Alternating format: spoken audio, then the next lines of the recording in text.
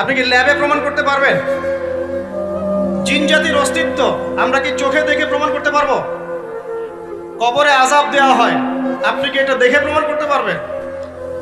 রূহ বা আত্মা বলে কিছু আছে আমাদের দেহের মধ্যে, এটা কি আপনি প্রমাণ করতে পেরেছেন? অনেক সময় মুমিন ব্যক্তি স্বপ্ন দেখে এবং স্বপ্নগুলো সত্য হয়, হয় কি না? এবং হাদিসে এসেছে শেষ জামানায় মুমিন ব্যক্তির স্বপ্ন কিন্তু সত্য হবে বেশি বেশি। তো এখন এই যে এমন কিছু বিষয় যেগুলো আমরা বাহ্যিক জ্ঞান দিয়ে প্রমাণ করতে পারছি না, কিন্তু আল্লাহ রাব্বুল আলামিন বলেছেন এগুলো সত্য। আমরা চোখ বন্ধ বিশ্বাস, পরকালের জীবনে বিশ্বাস, তাকদীর বা ভাগ্যের ভালো মন্দে বিশ্বাস। এই ছয়টার মধ্যে শুধু কোরআন এবং মুহাম্মদ সাল্লাল্লাহু আলাইহি ওয়াসাল্লামকে বাদ দিয়ে আপনি কোনোটাই দেখেন না। দেখেছেন? আল্লাহকে দেখেছেন? ফেরেশতা মণ্ডলী, আগের আসমানি কিতাবগুলো, মুহাম্মদ সাল্লাল্লাহু আলাইহি ওয়াসাল্লামকে সাহাবীরা দেখেছেন, আপনি কি দেখেছেন? আগের নবী রাসূলদেরকে দেখেছেন? পরকালের জীবন দেখেছেন? তাকদীর বা ভাগ্যের ভালো মন্দ দেখেছেন? এই যে না দেখে যে আমরা বিশ্বাস করছি, এটার নাম হচ্ছে গায়েবে বিশ্বাস। কিসে বিশ্বাস? এটাই আল্লাহ পাক বলছেন আলিফ লাম মিম যালিকাল কিতাব লা রাইবা ফিহ। আলিফ লাম মিম এটা এমন একটা কিতাব যেই কিতাব নিয়ে কোনো সন্দেহের বিধান কখনো বদলাবে না। কথা কি বুঝতে পারছেন? আর আল্লাহ রাব্বুল আলামিন আমাদেরকে অসীম জ্ঞান দিয়ে সৃষ্টি করেন নাই, ক্ষুদ্র জ্ঞান দিয়ে সৃষ্টি করেছেন। আমরা আমাদের ক্ষুদ্র জ্ঞানে এতটুকু প্রমাণ করতে পারবো না। ভালো করে বোঝেন, আমরা আমাদের ক্ষুদ্র জ্ঞানে এতটুকু প্রমাণ করতে পারবো না যে আগামীকাল আপনার সাথে কি ঘটবে।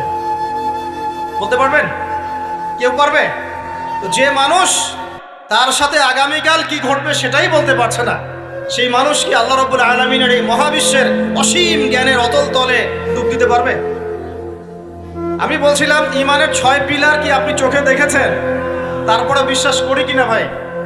আচ্ছা, এখন আমরা এই জায়গায় ছিলাম যে আল্লাহ পাকের জ্ঞানটা অসীম। আল্লাহ পাকের জ্ঞান কি ভাই?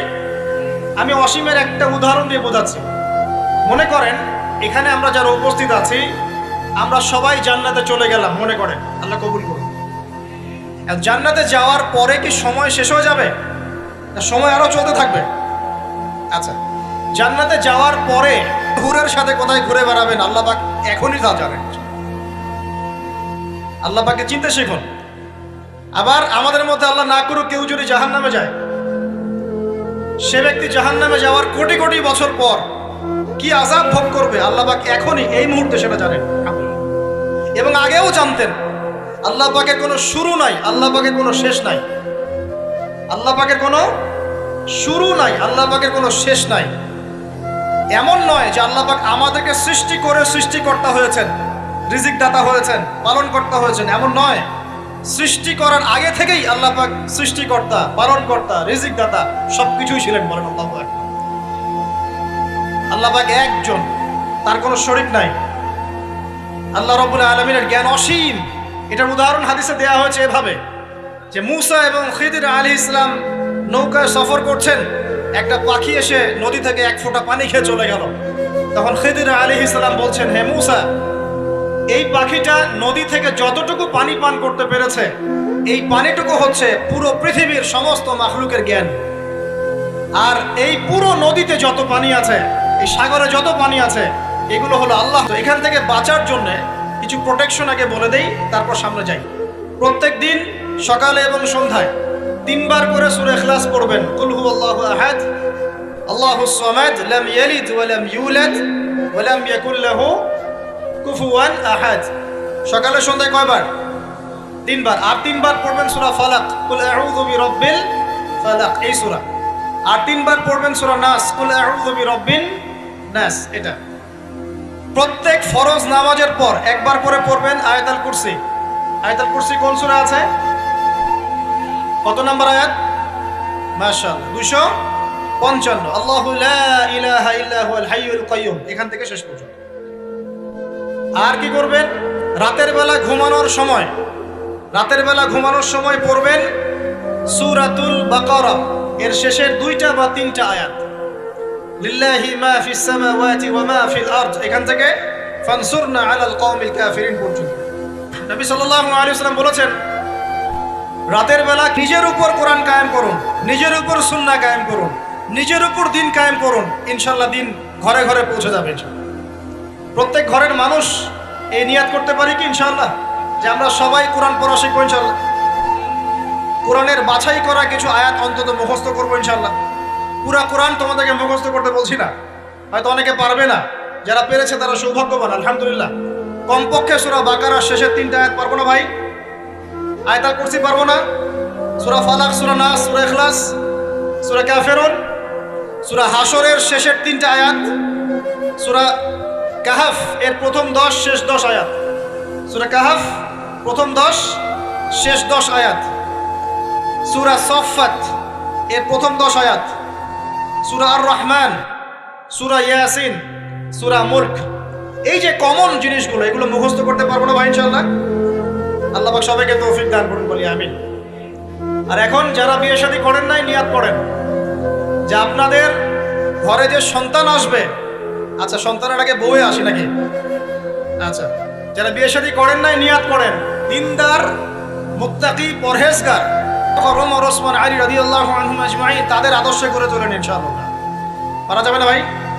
যখন ঘরে ঘরে কোরআনওয়ালা মানুষ তৈরি হবে না, আল্লাহর জমিনে আল্লাহর দিন এমনি প্রতিষ্ঠা হয়ে যাবে ইনশাআল্লাহ। বাতিল কোন দিক পালিয়ে যাবে? ঠিক নাই? সবকিছু শেষ আছে না বলেন তো? সব কিছু শেষ আছে। নমরুদ আছে না নাই? দুনিয়াতে আছে। মানুষ তার নামও স্মরণ করে। যখন সে দুনিয়া ছিল মনে হচ্ছিল দুনিয়াটাই তার, তখন মনে হচ্ছিল কি দুনিয়াটাই নমরুদের। ফেরাউন দুনিয়া আছে না নাই? আছে।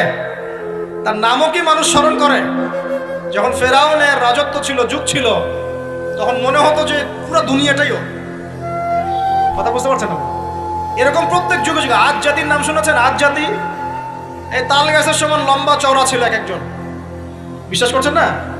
তাল গাছের সমান লম্বা চওড়া ছিল এবং পাহাড় কেটে কেটে তারা বাড়িঘর নির্মাণ করত। তাদের কাছে আল্লাহ পাক নবী হিসেবে পাঠিয়েছিলেন হুদ আলাইহিস সালামকে। কোন নবী? সূরা হুদ পড়ে দেখবেন। আপনি যদি কবিতা, সাহিত্য, ছন্দ এগুলো পছন্দ করেন তাহলে সূরা হুদ আপনার জন্য। সুবহানাল্লাহ। আপনি যদি কবিতা, সাহিত্য, ছন্দ, বালাগাত পছন্দ করেন, সূরা আর রহমান আপনার জন্য, সূরা হুদ আপনার জন্য, সূরা শুআরা এগুলো আপনার জন্য। এত চমৎকার মানুষ তৈরি হবে তো ইনশাআল্লাহ। আল্লাহ কবুল করুন, বলি আমিন। কোরআনের এই বিশেষ সূরাগুলো মুখস্থ করতে পারবো তো ইনশাআল্লাহ ভাই? এগুলো নিয়মিত চর্চা করলে আপনাকে দুষ্ট জিন, জাদু, বদনজর এগুলো গ্রাস করবে না ইনশাআল্লাহ। আরেকটা বইয়ের নাম বলে দেই, বই কিনবেন। আমি যে প্রত্যেকটা লেকচারে একটা একটা করে 2টা করে বইয়ের নাম বলি, বইগুলো কিনবেন আল্লাহর রাস্তায়। আজকে শুধু একটা বইয়ের নাম বলবো না, আজকে আমি এমন একজন রাইটারের নাম বলে দিব যে রাইটারের সবগুলো বই বাসায় কিনবেন আপনারা ইনশাআল্লাহ। যদি আপনি এই রাইটারের, এই আলেমের সবগুলো বই বাসায় রাখতে পারেন এবং চর্চা করতে পারেন, ইনশাআল্লাহ আপনি সিরাতুল মুস্তাকিমেই থাকবেন ইনশাআল্লাহ। আমি আপনার জিম্মেদার হচ্ছি ইনশাআল্লাহ। যদি আপনি পথভ্রষ্ট না হয়ে যান, এই বইগুলোতে এত চমৎকার করে গাইডলাইন দেয়া আছে, আপনি ইনশাআল্লাহ সঠিক পথেই থাকবেন। নামটা বলে দিব? সবার প্রিয় আলেম, পুরো বিশ্বের, শুধু বাংলাদেশের নয়, অন্যতম একজন প্রিয় আলেম, বিদগ্ধ আলেমে দ্বীন আল্লামা মুফতি তকি উসমানী দামাত বারাকাতুহু। নাম শুনেছেন? এই নামটা শুনেছেন? আচ্ছা, তার অনেক বই আছে, প্রায় 200, 300, 400। সবগুলা বই বাসায় কিনবেন ইনশাআল্লাহ। ইবাদত নিয়ে বই আছে, মুআমালাত। এখন সহি প্রেম করে মানুষ। এক ভাই প্রশ্ন করেছে সেদিন, কালকেই, যে সে দিনের পথে ফিরে এসেছে কিন্তু তার গার্লফ্রেন্ডকে ভুলতে পারে না। তো বলছে, ভাই তাকে দাওয়াত দেওয়ার খাতিরে হলেও কি ফোনে কথা বলা যাবে? কি উত্তর দিব বলেন? আপনি পবিত্র হতে যাচ্ছেন কিনা? পবিত্র হতে যাচ্ছেন, পবিত্র পথে আসতে চাচ্ছেন, তাহলে অপবিত্র পথে আবার কেন ফিরে যাবেন? এগুলো কি হালাল না হারাম? আল্লাহ পাক বলেছেন লা তাকরাবু জিনা, জিনার ধারের কাছেও যেও না, ধারের কাছেও যেও না। দেখেন এই একই কথা আল্লাহ পাক আদম এবং হাওয়া আলাইহিস সালামকে এইরকম শব্দে বলেছিলেন, ওয়ালা তাকরাবা হাযিহি শাজারা, তোমরা এই গাছের ফল খেও না এমন নয়, তোমরা এই গাছের কাছেও যেও না। আমার কথা কি বুঝতে পারছেন? মানে এই বাঁশ অতিক্রম করে এসো না এমন নয়, এই বাঁশের কাছেও বসবা না। বুঝতে পারছেন কথা? একইভাবে আল্লাহ বলছেন ওয়ালা তাকরাবু জিনা, তোমরা জেনা করো না এমন নয়, জেনার কাছেও। ফিজিক্যাল রিলেশন তো অনেক দূরের কথা, হারাম। আপনি ফোনেও কথা বলবেন না। আল্লাহ পাক তৌফিক, আল্লাহর ওয়াস্তে মুখস্থ করবেন, পারবেন ইনশাআল্লাহ। আল্লাহ তৌফিক দান করবেন। আমি আর একটা আমল বলে দিব, তারপর সামনে যাব। সেটা হলো 5 ওয়াক্ত নামাজ তো পড়েন মাশাআল্লাহ, নাকি? কারা কারা নামাজ 5 ওয়াক্ত পড়েন হাত তোলেন দেখি। আলহামদুলিল্লাহ, মাশাআল্লাহ, হাত নামান। আর যারা নামাজ পড়েন না তাদেরকে আমি একটা হাদিস শোনাবো, একটা হাদিস শুনবেন। নবী সাল্লাল্লাহু আলাইহি ওয়াসাল্লাম বলেছেন, قال النبي صلى الله عليه وسلم بين العبد وبين الكفر والشرك ترك الصلاة। আল্লাহ পাকের বান্দা আর একজন কাফের মুশরিকের মধ্যে পার্থক্যই হচ্ছে নামাজ। আল্লাহ পাকের বান্দা মানে মুমিন মুসলিম এবং একজন কাফের মুশরিকের মধ্যে পার্থক্য কি? মান তারাকা সালাতান মুতাআম্মিদান ফাকাদ বারিয়াত মিন যিম্মাতিল্লাহ। কেউ যদি ইচ্ছাকৃতভাবে তার উপর ফরজ নামাজকে ছেড়ে দেয়, সে যেন আল্লাহ পাকের জিম্মেদারি থেকে মুক্ত হয়ে গেল। অন্য হাদিসে আছে, মান তারাকা সালাতান মুতাআম্মিদান ফাকাদ কাফার। কেউ যদি ইচ্ছা করে নামাজ ছেড়ে দেয়, সে ব্যক্তি কুফরি করলো। বলি নাউজুবিল্লাহ। আমরা কি কুফরি করতে চাই নাকি ভাই? নামাজের কথা বলেছি, 5 ওয়াক্ত নামাজ কারা কারা পড়েন না হাত তোলেন এবার। আচ্ছা, লজ্জার কিছু নাই, এখন আমার সাথে তওবা করেন, পারা যাবে? আর বই কিনতে বললাম, 1 নাম্বার কোন বই বলেন? হিসনুল। আর কোন আলেমের নাম বলেছি? আল্লামা, জুড়ে বলেন। তার অনেকগুলো বই আছে, কেনার চেষ্টা করবেন তো ইনশাআল্লাহ। আল্লাহ পাক তৌফিক এনায়েত করুন, বলি আমিন। তাহলে আমরা সূরা যারিয়াতের 56 নম্বর আয়াতে কি শিখেছি ভাই? আল্লাহ রাব্বুল আলামিন আমাদেরকে সৃষ্টি করেছেন কেন? তার ইবাদত করার জন্য আছে। এখন আমাকে বলেন যে আল্লাহ পাকের ইবাদত করার জন্য আল্লাহ পাক এই দুনিয়াতে আমাদেরকে কত বছর সময় দিয়েছেন? বলেন দেখি, সর্বোচ্চ কত হবে? সর্বোচ্চ 60, 70, 100 হতে পারে। এই তো। আমরা কি চিরস্থায়ী থাকবো এখানে না চলে যাব? আচ্ছা, দুনিয়ার জীবনটা তাহলে কি? আল্লাহ পাক বলছেন সূরা আলে ইমরানের 185 নম্বর আয়াতে আল্লাহ পাক বলেছেন, কুল্লু নাফসিন যায়িকাতুল মাউত। প্রত্যেকটা নফস মৃত্যুর স্বাদ গ্রহণ করবে, এরপর কিয়ামতের মাঠে তাদের আজর তাদেরকে পূর্ণ মাত্রায় বুঝিয়ে দেওয়া হবে। আল্লাহ পাক বলছেন, ফামান যুহজিহা আনিন নারি ওয়া উদখিলাল জান্নাতা ফাকাদ ফাজ। ওই দিন যে ব্যক্তিকে জাহান্নাম থেকে বাঁচানো হবে এবং জান্নাতে প্রবেশ করানো হবে, সেই ব্যক্তি হচ্ছে সফল। কথা ঠিক কিনা? তাহলে উদ্দেশ্য পেলাম তো, আমাদের গন্তব্য পেলাম তো। আমাদের গন্তব্য কি তাহলে? জান্নাত। এখন এই দুনিয়ার জীবনে আমরা সর্বোচ্চ হয়তো 100 বছর বাঁচবো, আল্লাহ ভালো জানেন, তাই তো? এই দুনিয়ার জীবনের এই হায়াতের সবচেয়ে ইম্পর্টেন্ট টাইমটা কোনটা বলেন? সবচেয়ে ইম্পর্টেন্ট টাইম কোনটা? যৌবন কিনা? যৌবন কাকে বলে? যৌবন যারা আগুনে পুড়ে গেছে তারা উঠবে কিনা? যারা পানিতে ডুবে গেছে, যাদের লাশও খুঁজে পাওয়া যায় নাই, উঠবে কিনা? উঠবে। আচ্ছা, যখন মানুষ উঠবে তখন তাকে 5টা প্রশ্ন করা হবে। কয়টা ভাই? এই 5টা প্রশ্নের আগে সে তার পা সামনেও ফেলতে পারবে না, পিছনেও ফেলতে পারবে না। আমরা কি একটু চিন্তা করতে পারছি কত ভয়ঙ্কর হবে বিষয়টা? এই সামান্য গরমে আমাদের অবস্থা খারাপ, সূর্য সেদিন সামনে নিচে, আর মানুষ উঠে দাঁড়িয়ে আছে। তাদেরকে 5টা প্রশ্ন করা হবে। যতক্ষণ পর্যন্ত প্রশ্নের উত্তর দিতে পারছে না, সামনেও যেতে পারবে না, পিছনেও আসতে পারবে না, পা নড়াতে পারবে না। 1, তোমার পুরো জীবনটা তুমি কোন কাজে ব্যয় করেছো? উত্তর কি? আল্লাহ পাক আমাকে আপনাদের সবাইকে তৌফিক দান করুন, জানা অনুযায়ী আমল করার তৌফিক দান করুন। এই 5টা প্রশ্নের মধ্যে যৌবনকাল ইম্পর্টেন্ট কিনা ভাই? গুরুত্বপূর্ণ কিনা? মাথায় রাখি। সামনে একটা হাদিস শুনুন। রাসূল সাল্লাল্লাহু আলাইহি সাল্লাম বলছেন যে এই কিয়ামতের মাঠেই 7 শ্রেণীর মানুষকে আল্লাহ পাক বিশেষ মেহমানদারির ব্যবস্থা করবেন, আরশের ছায়ায় ছায়া দিবেন ইনশাআল্লাহ। কোথায় ছায়া দিবেন? ওই দিন এই ছায়া ছাড়া অন্য কোনো ছায়া থাকবে না। নবী সাল্লাল্লাহু আলাইহি ওয়াসাল্লাম বলছেন তার মধ্যে প্রথম শ্রেণী হচ্ছে ইমামুন আদিল, ন্যায়পরায়ণ শাসক। ন্যায়পরায়ণ, আচ্ছা, ন্যায়পরায়ণ শাসকের একটা এক্সাম্পল দেই। মক্কার জাহেলি যুগে সাহাবীরা ঈমান নিয়ে এসেছেন, বাস তাদের উপর নির্মম নির্যাতন শুরু হয়ে গেছে। আবু জেহেল, আবু লাহাব, উতবা, শাইবা। তখন সাহাবীরা আল্লাহ রাসূলের কাছে এসে বলছেন, ইয়া কেন? নবী সাল্লাল্লাহু আলাইহি ওয়াসাল্লাম বলছেন, সেখানে একজন খ্রিস্টান ন্যায়পরায়ণ শাসক আছেন যার রাজ্যে কেউ জুলুমের শিকার হয় না।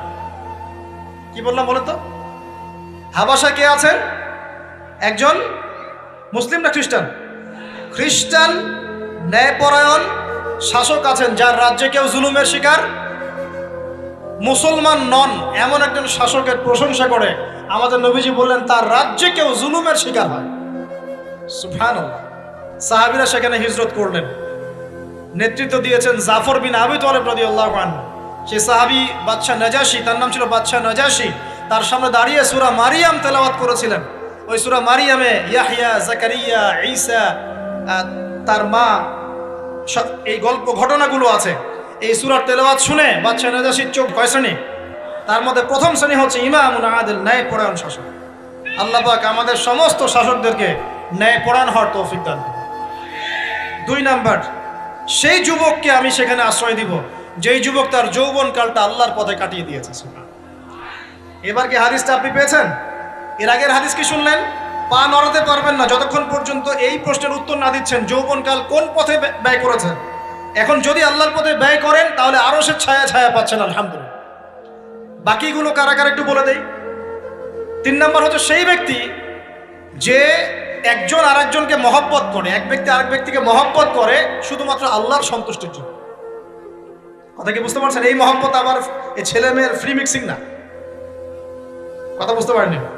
দিনের খাতিরে মহব্বত, আল্লাহর জন্য মহব্বত, আল্লাহর জন্য।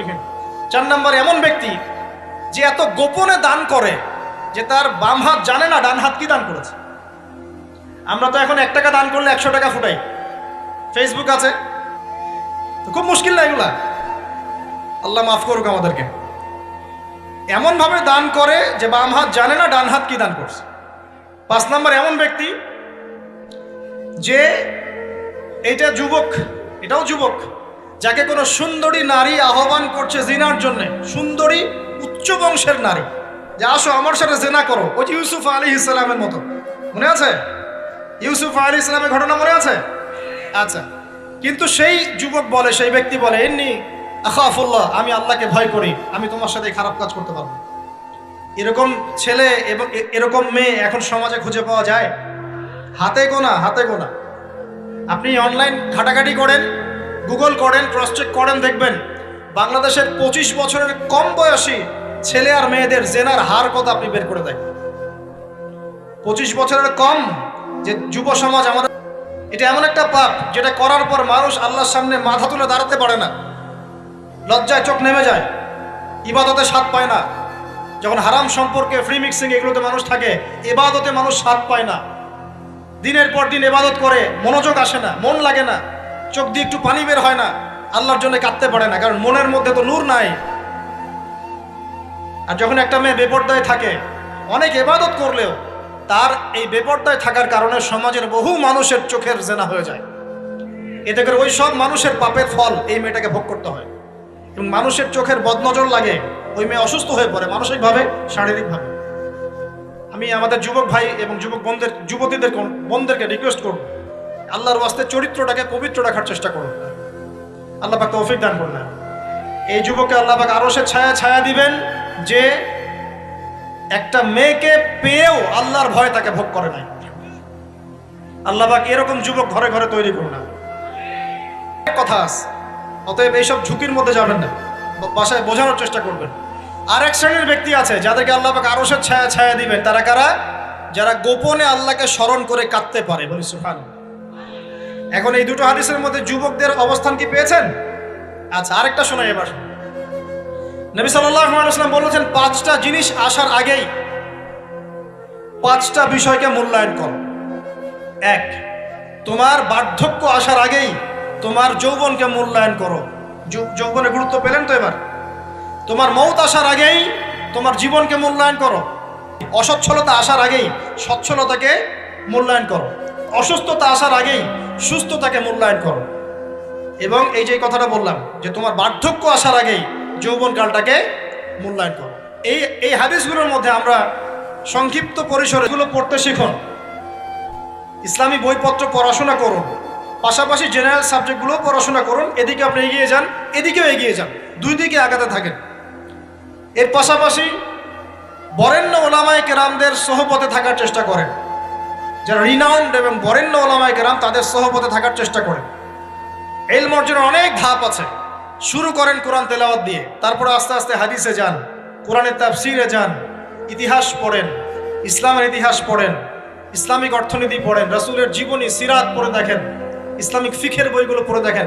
আস্তে আস্তে গ্র্যাজুয়ালি আপনি সামনে যাবেন। এই সিলেবাসটা আপনি কোত্থেকে পাবেন? এই সিলেবাসটা দেখবেন প্রত্যেক জেলায় জেলায় বরেণ্য কওমি ওলামায়ে কেরাম আছেন না, তাদের সাথে পরামর্শ করবেন, আপনাকে সুন্দর সিলেবাস করে দিবে ইনশাআল্লাহ।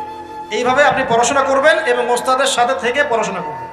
একা একা সব কিছু করা যায়? একা একা সব কিছু করা যায় না, একটা সিলসিলা লাগে। হারাম রিজিক দিয়ে ইবাদত কবুল হয়? হারাম রিজিকের দোয়া কবুল হয়? কবুল হয় না। 3 নাম্বার, এই যৌবনকালে আমরা রাসূলের সুন্নতের উপর বেশি আমল করবো ইনশাআল্লাহ। করা যাবে ইনশাআল্লাহ? তাহলে নিয়াত করতে পারি যে ইনশাআল্লাহ চেহারাগুলো পরিবর্তন হবে। চেহারা পরিবর্তন মানে কি? হ্যাঁ, রাখা যাবে না? এখনো গজায় নাই।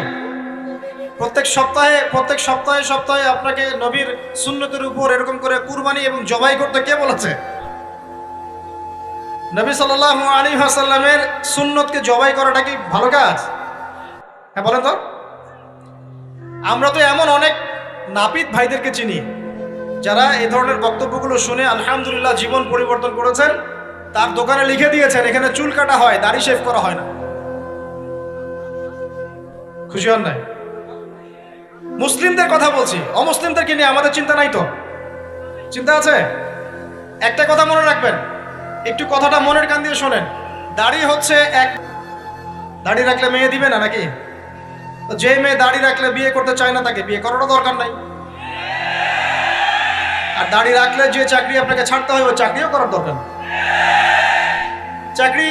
চাকরির মধ্যে সব রিজিক আপনার মনে হয়?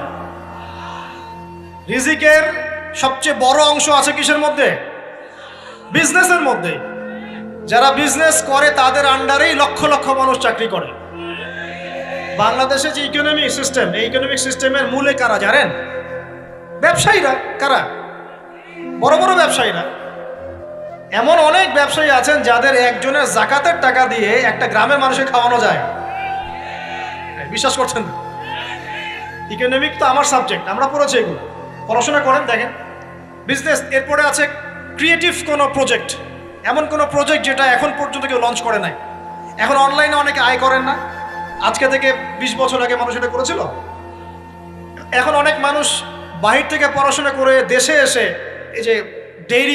অতএব সুন্নতকে বিসর্জন দিয়ে নয়, সুন্নতে থাকেন, আল্লাহ পথ খুলে দিবেন ইনশাআল্লাহ। আল্লাহ পাক তৌফিক দান করুন। যুবক ভাইদেরকে বলছিলাম, তাহলে প্রথম কাজ আমাদের ইলম অর্জন করা, তারপরে কি ভাই? নামাজের পাবন্দ হওয়া, আর নামাজ ফরজের পাশাপাশি নফলগুলোও চর্চা করা। 3 নাম্বার বলেছি রাসূলের সুন্নতের উপর একদম ইস্তেকামা, দৃঢ়ভাবে আমল করা। আর সুন্নত শিখতে হলেই তো 3 দিনের জন্য বেরিয়ে যান, 7 দিনের জন্য, 40 দিনের জন্য বেরিয়ে যান। সুন্নত শিখিয়ে আপনাকে বাসায় পাঠাই দেবে ইনশাআল্লাহ। পড়াবে না? অনেক মানুষ মনে করে যে তাদের ওখানে গেলে আমার আকীদা নষ্ট হয়ে যাবে। হ্যাঁ, তাই না? তারা বিভ্রান্ত। হ্যাঁ, নাউজুবিল্লাহ। স্বপ্নে পাওয়া ধর্ম, অনেকে টিটকারি মারে, স্বপ্নে পাওয়া ধর্ম। এইসব ব্যঙ্গের ছাতার মতো আদর্শের দিকে মুখ ফিরাবেন না। মাকবুল জামা, যেগুলো মাকবুল জামা, ক্লাসিক্যাল সুন্নাহর উপর আমল করে তৌফিক দান করুন। 4 নাম্বার ভাই, যৌবনকালে আমরা আমাদের সময়গুলোকে মূল্যায়ন করবো ইনশাআল্লাহ। কথা বুঝতে পারছি ভাই? সময় মূল্যায়ন কেমন? আপনার দিন রাতের একটা রুটিন থাকবে, এলোমেলো লাইফ লিড করবেন না। এই যে আমরা, আল্লাহ মাফ করুক, আমরা এখন 3টায় 2টায় 4টায় ঘুমাই, 12টা 1টা 2টায় উঠি, নাউজুবিল্লাহ। এতে করে কি আমাদের রুটিন লাইফটা ঠিক আছে? আমাদের খাওয়ার ঠিক নাই, আমাদের ঘুমের ঠিক নাই, আমাদের মানে খাবারের যে অভ্যাস, খাদ্যাভ্যাসে ঠিক নাই। আমরা একটু খেলাধুলা আগে করতাম, সেটাও এখন করি না। করেন। আর নিয়মতান্ত্রিক লাইফ লিড করবো আমরা। নিয়মতান্ত্রিক, আমার জীবনে একটা রুটিন থাকবে, এই রুটিনের বাইরে যাব না। পড়াশোনার রুটিন থাকবে, খেলার বা এক্সারসাইজ রুটিন থাকবে, খাওয়া দাওয়ার রুটিন থাকবে, দাওয়ার রুটিন থাকবে, আমি আলেম ওলামাদের কাছে যাবো, এই রুটিন থাকবে।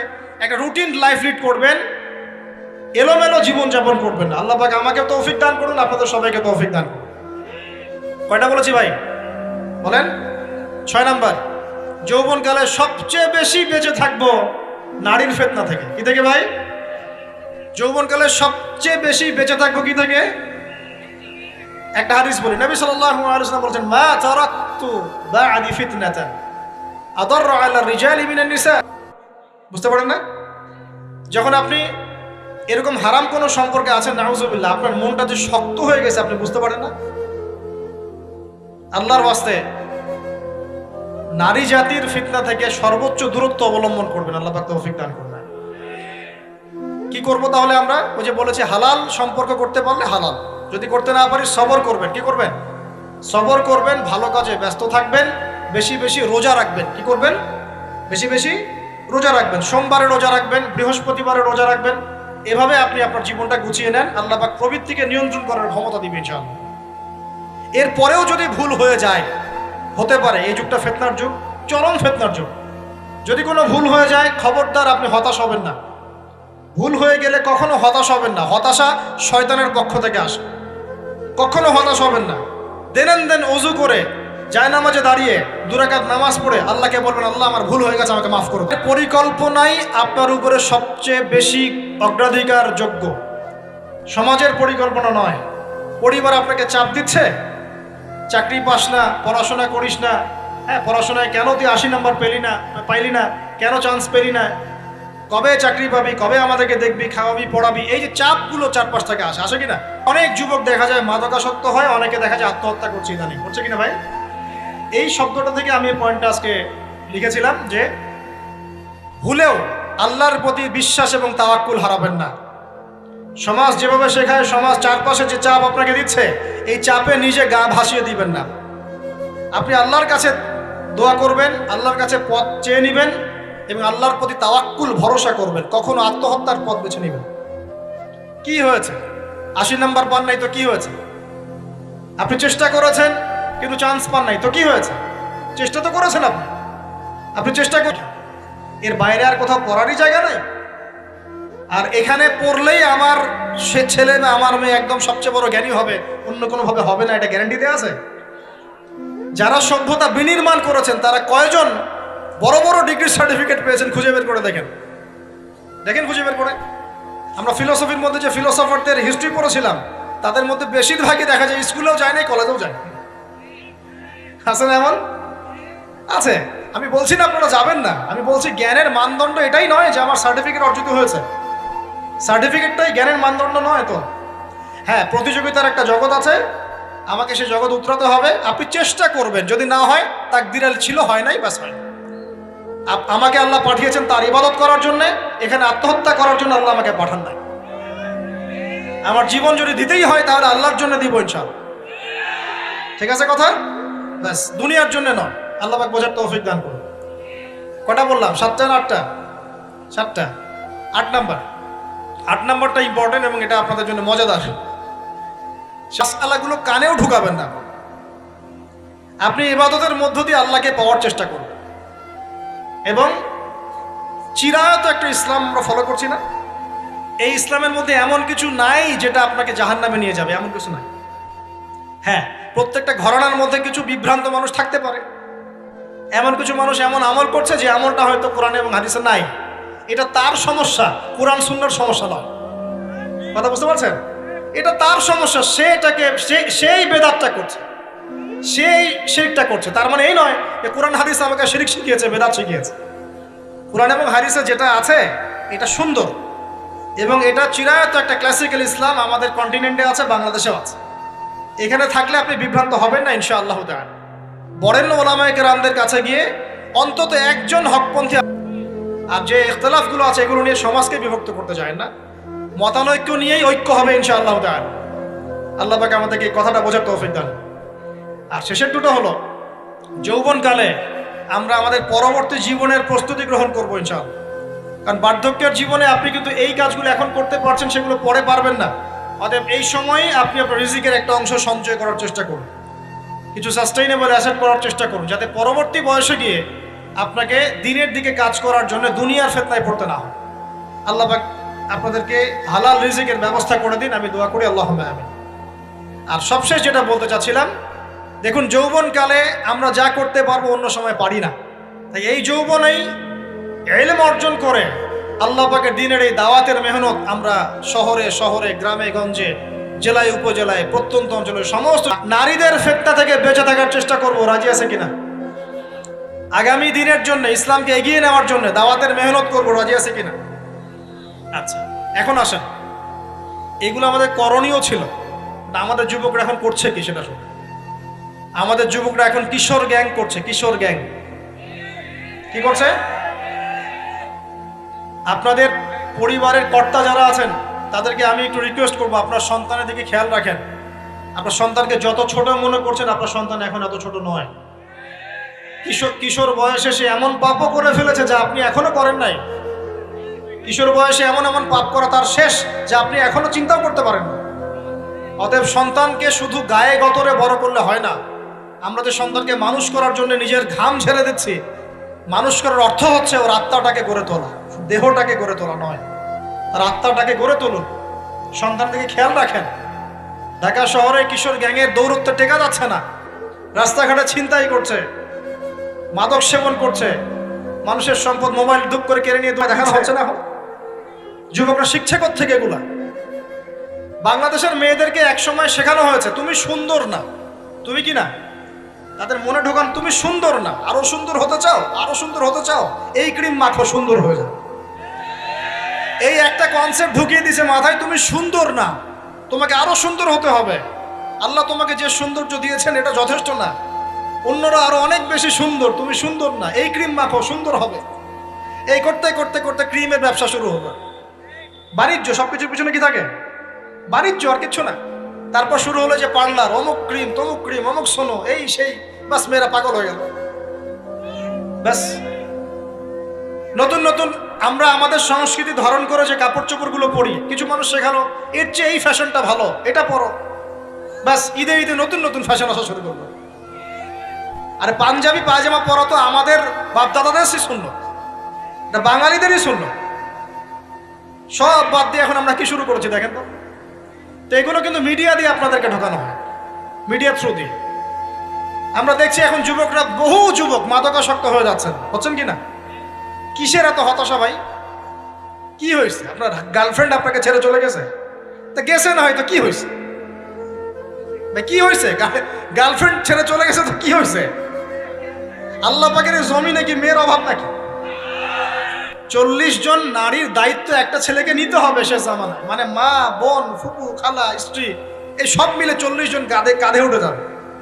এখন ঘরে ঘরে মেয়েদের সংখ্যা বাড়ছে না? নবীজি বলেছেন শেষ জামানায় মেয়েদের সংখ্যা বাড়বে, ছেলেদের সংখ্যা কম।